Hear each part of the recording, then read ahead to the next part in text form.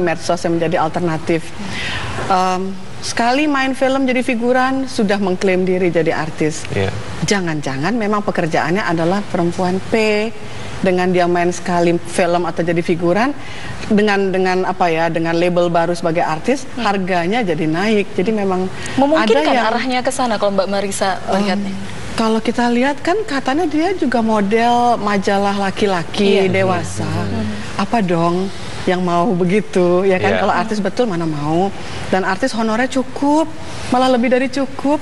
Nggak harus begitu juga udah bisa beli Alphard, punya Mercedes-Benz, bisa gitu loh. Jadi memang ini saya lihat ada yang terbalik dan mengklaim, sehingga stigma itu menjadi apa ya, hadiah negatif buat kita-kita yang serius, yang betul, yang sekolah, ya, yang betul-betul melakukan di jalan yang lurus. Ya, baik. Oke, kita ke Pak Umar. Pak Umar sebagai sosiolog untuk melihat fenomena seperti ini. Kalau kemarin kita berbincang terkait dengan prostitusi online di tempat kos, gitu, saat ini artis sendiri. Benarkah alasan-alasan klasik seperti motif ekonomi, ya kan, ketenaran dan lain sebagainya masih memegang peranan utama ketika orang ingin melakukan sesuatu tersebut? Ya, terima kasih. Kalau saya dengar apa yang disampaikan artis kita, saya berkeyakinan bahwa apa yang dilakukan itu motifnya adalah by grade, karena serakah gitu. Jadi dengan income dengan income yang mereka peroleh itu sebenarnya sudah bisa cukup layak dan lain sebagainya. Tetapi toh mereka masih melakukan, berarti bukan lagi by need karena keperluan untuk hidup seperti artis seperti ini pelacur-pelacur papan bawah. Tapi mereka betul-betul ingin hidup yang penuh dengan mewah, kemudian berlebih-lebihan, dan itu juga ada kaitannya dengan lifestyle ya. Ingin hidup seperti artis-artis Hollywood, barangkali Hollywood yang sangat tenar itu, dan itu memang tidak akan cukup dengan honor yang mereka peroleh. Mereka memerlukan tambahan, oleh karena itu double job ya. Selain artis, tadi saya kira-kira setuju, barangkali artis itu untuk menaikkan grade mereka, tempat mereka, hingga dilihat ini sesuatu yang memang mahal, dan itu untuk menggapainya perlu uang banyak gitu. Status artis itu sejenis katalisator yang meleverage, sehingga mereka sampai pada satu posisi competitive advantage, dianggap sama dengan misalnya yang dapat Piala Citra Best Actress gitu. As if seakan-akan, padahal kan kita harus koreksi lagi. Betul itu. Kok saya tidak kenal Anda ya? Karyanya apa gitu. Tapi kan praktek ini dulu pernah ada juga. Apakah kemudian kita ingin tahu dulu, mungkin Mbak Marissa tahu ada rekan-rekan artis yang ternyata double job juga, istilahnya seperti itu mungkin? Samar-samar iya pernah mendengar, tapi juga mereka bukan dari kalangan yang punten ya, maaf sekali, yang levelnya kayak kami yang dapat Piala Citra gitu loh, yang menang dan bolak-balik dinominasikan di film, bukan gitu loh. Mereka yang figuran, yang kelas pelengkap lah, punten ya, teri gitu loh ya. Jadi mereka kan nggak bisa disamakan dengan kita yang ada di atas. Mungkin terkesan terdengar sombong, tapi itu adanya. Yang sekarang pun juga saya pikir siapa dia gitu loh. Dan antara artis dan aktris beda loh. Artis itu kan pematung, pelukis, pemahat. Kalau aktris kan dia pelakon, orang Malaysia bilang. Dan kita punya Undang-Undang Nomor 21 tahun 2007 gitu yang mengatur mengenai tindak pidana perdagangan orang. Nah, sejauh ini sanksinya bagaimana? Karena saya dengar yang pelakunya nggak ditangkap. Si X-nya yang si ngaku-ngaku artis itu pun nggak ditangkap.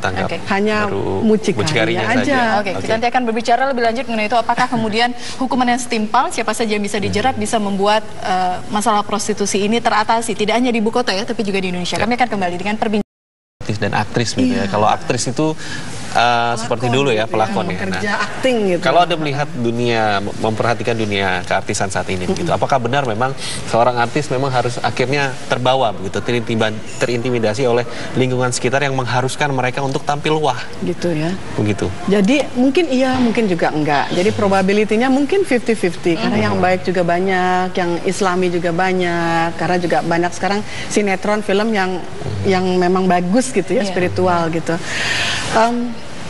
Orang masuk ke dunia artis itu backgroundnya macam-macam. ya niatnya macam-macam, latar belakang pendidikan dan ekonominya juga macam-macam, sehingga outputnya juga beda, outcome-nya apalagi gitu ya.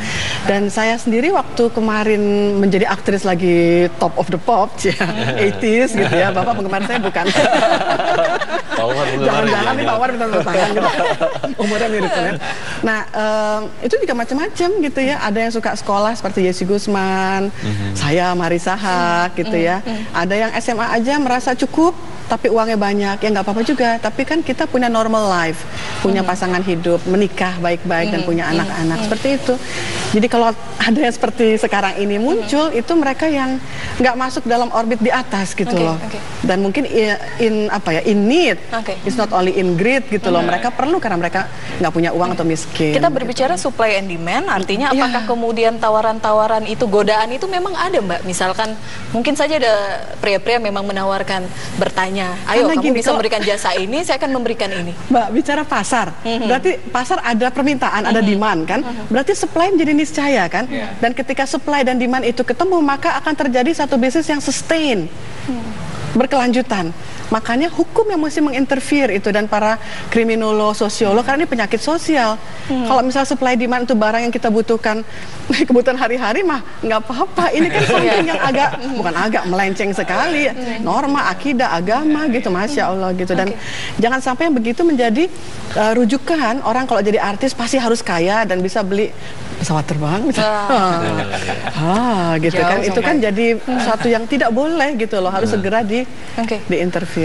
Berbicara mengenai sanksi begitu ya, hukum sudah undang-undangnya ada, undang-undangnya sudah ada. Undang-undang 21 2007 tentang tindak perdagangan. Iya, praktek ini kenapa sangat sulit untuk? Ya, saya kira mesti ini para pelacur elit ini tidak bisa dibiarkan dengan cara seperti sekarang ini. Karena kalau dibiarkan, akhirnya generasi kita, anak-anak kita, kemudian cucu kita itu akan ngikut.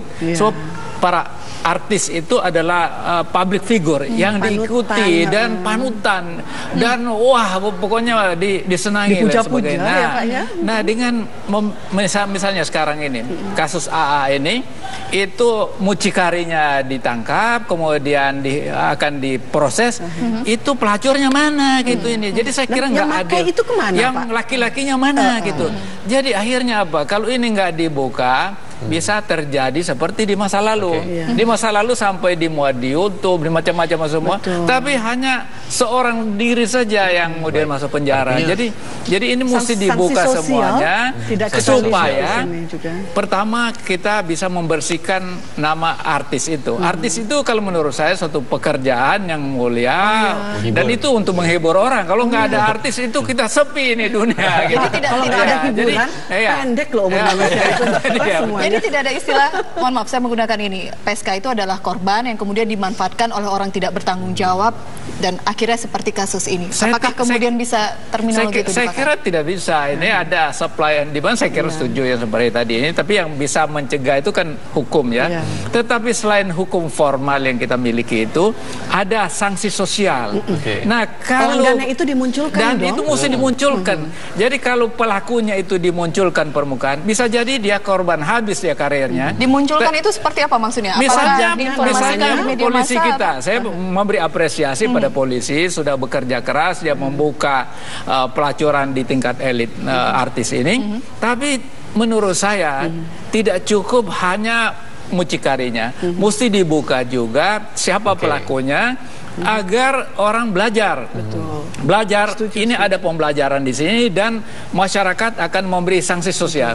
Bisa jadi kalau masyarakat kita, dan saya kira masih normal, dia akan memberi sanksi sosial dan habislah karir itu. Tapi orang nggak mau ngikut lagi, nggak mau ngikut. Daripada ditutup dan dibiarkan. Kemudian tapi kan ada 200 nama loh. Iya, 200 nama. Tapi kita tahu bahwa, mohon maaf ini, ada beberapa kasus sebelumnya memang bukan prostitusi tapi ada berhubungan intim begitu.